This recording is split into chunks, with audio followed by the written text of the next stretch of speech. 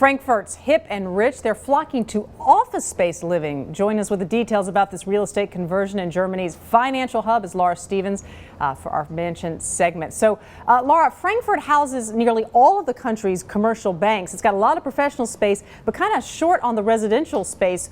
How are developers coping with this? Yeah, well, basically, they've looked to find new space.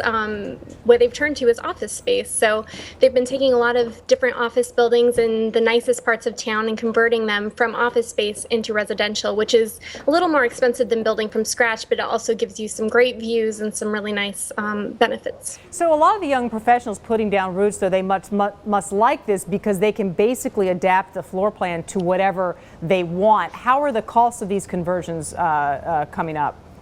Yeah, well, looking at several of the units on the market right now, a lot of them are ranging from about 1 million euros to about 5 million euros. And prime real estate here can really fetch about $1,200 per square foot. So that is kind of on the upper end of Frankfurt real estate. It's usually around $400 per square foot on average. So these are a little bit pricier, but they offer a lot of benefits. So for folks not that familiar with Frankfurt, why is it such a desirable part of Germany?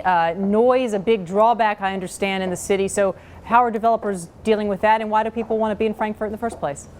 Right. Well, actually, it's kind of funny because Frankfurt is not known as the most desirable city to live in Germany, but it is a huge financial hub. There's a lot of young professionals coming to the city, and it's also extremely convenient. You can access the airport 15 minutes away from the city.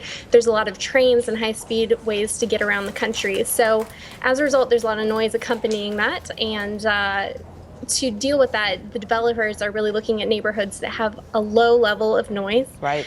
Quiet is luxury here. And then the office buildings help also protect a bit from the noise, which is another added benefit. All right, Laura, thank you so much. Appreciate that. More in our mansion segment. Thanks.